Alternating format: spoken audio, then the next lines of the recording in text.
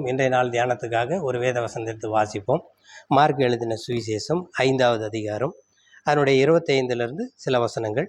அப்பொழுது 12 வருஷமாய் பெரும்பாடுள்ள ஒரு ஸ்திரீ அநேக வைத்தியர்களால் மிகவும் வருத்தப்பட்டு தனக்கு உண்டானவைகளை எல்லாம் செலவழித்தும் சற்றாகிலும் குணமடையாமல் அதிக வருத்தப்படுகிற பொழுது இயேசுவை குறித்து கேள்விப்பட்டு நான் அவருடைய வஸ்திரத்தை ஆகிலும் தொட்டால் சொஸ்தமாவேன் என்று சொல்லி அந்த ஜனக்கூட்டத்துக்குள்ளே வந்தாள் என்று வேதத்தில் நம்ம பார்க்குறோம். தனக்கு எவ்வளோ பணம் இருந்துச்சுன்னு நமக்கு சொல்லப்படலை, எவ்வளோ சொத்து இருந்துச்சுன்னு சொல்லப்படலை.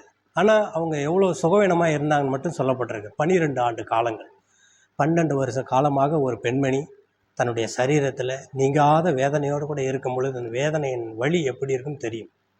அந்த வலி வேதனையோடு கூட அந்த பெண்மணி வாழ்ந்து கொண்டு இருக்கிற பொழுது யாரும் உதவி செய்ய வரலை. தனக்கு ஏராளமான பணம் இருந்துச்சு, எத்தனையோ வைத்தியர்களை பார்த்தாங்க, எத்தனையோ மருத்துவர்கள் இடத்துல போனாங்க, மருந்து வாங்கினாங்க, சாப்பிட்டாங்க. ஆனால் சற்று கூட ஒரு துளி அளவு கூட அவங்களுக்கு சுகமே இல்லை என்று தான் வேதம் சொல்லுகிறது. அந்தளவுக்கு அவங்களுடைய சரீரத்தில் வேதனை, வலி. அதை யார்கிட்டையும் போய் சொல்லவும் முடியல, யாரும் அவங்கள பார்க்கவும் இல்லை. இந்த வேதனையெல்லாம் அவங்களுக்கு அதிகமாக இருந்துச்சு. இப்படி அவங்க நெருக்கப்பட்ட அந்த வாழ்க்கையில் வாழும் பொழுது காசெல்லாம் போயிருச்சு, இனி காசு கொடுத்து வைத்தியம் பார்க்க என்கிட்ட காசு இல்லையேன்ற அந்த கடைசி நேரத்தில் இயேசு அந்த ஊர் வழியாக வருகிறான்னு கேள்விப்பட்டு இயேசுவை நான் பார்க்க போகணும், இயேசுடைய வஸ்திரத்தை ஆகில நான் போய் தொட்டுட்டா எனக்கு சுகம் ஆயிரும்னு ஒரு பெரிய விசுவாசத்தோட நம்பிக்கையோட அவ்வளோ ஜனக்கூட்டத்தின் மத்தியிலும் கூட அவங்க ஓடினாங்க. நடக்க முடியாது, ஒருவேளை பலவீனம் இருந்திருக்கும், அவங்க சரீரம் சோர்ந்து போயிருக்கும்.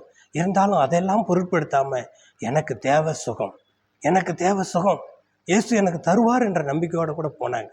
சகோதரனே சகோதரியே, அவங்களுக்கு அந்த விசுவாசம் இருந்ததுனால அவங்க போய் தொட்டாங்க, உடனே சுகம் ஆயிடுச்சு. இன்றைக்கி நீங்களும் இந்த வார்த்தையை கேட்டுக்கொண்டு இருக்கிறீங்க. கேட்டுக்கொண்டு இருக்கிற பொழுது நீங்கள் ஒருவேளை வியாதியின் படுக்கையில் இருக்கலாம், நீங்கள் மரண படுக்கையில் இருக்கலாம், சோர்ந்து போய் படுத்த படுக்கையோடு கூட கடந்து கொண்டு இருக்கலாம். எனக்கு யார் சுகம் கொடுப்பா, நான் மரண படுக்கையில் இருக்கேன், யார் என்னை இந்த மரணத்தில் விடுதலை ஆக்குவா, எனக்கு யார் இந்த காயத்தை கட்டுவா, இவ்வளோ நான் காயம்பட்டிருக்கிறேன்னு சொல்லி நீங்கள் வருத்தப்படுகிற நிலைமையில் இருக்கலாம். ஆனால் இயேசு சொல்லுகிறார், உங்களை குணமாக்குகிறவர் நானே, உங்களுடைய மரண துளிகளிலிருந்து உங்களை உயிர்ப்பிக்கிறவர் நானே, உங்களுக்கு சுகத்தை தருகிறவர் நானே. உங்களுக்கு பணம் இல்லாட்டினாலும் பரவாயில்ல, பொருள் இல்லாட்டினாலும் பரவாயில்ல, இயேசுவை நீங்கள் மனதார நம்புகிற பொழுது தான் உங்களுக்கு குணம் உண்டாகும், சுகம் உண்டாகும். நீங்கள் எவ்வளோ வைத்தியம் பார்த்துருக்கலாம், சுகம் ஆகலை, இனிமேல் அவ்வளோதான், சாவுதான் எனக்கு மேல், நான் செத்தா நல்லதுன்னு நீங்கள் நினைக்கிறீங்களா? சாகாதீங்க. இயேசு உங்களுக்கு ஜீவனை கொடுக்க ஆசைப்படுகிறார். இயேசு உங்களை உயிர் வாழ விரும்புகிறார். நீங்கள் சாக வேண்டிய தேவையில்லை, நீங்கள் வாழ வேண்டியவர்கள். நீங்கள் வாழ்ந்திருக்கும்படி ஆண்டவர் செய்கிறார். அந்த பெரும்பாடு உள்ள ஸ்திரீக்கு ஆண்டவர் அற்புதமான சுகத்தை கொடுத்து திரும்ப அவர்களை அதே ஊரில் அவங்கள தலை நிமிர்ந்து நடக்க வைத்து வாழ வைத்த தெய்வம் உண்மை உள்ளவராக இருக்கிறார், உயிர் உள்ளவராக இருக்கிறார்.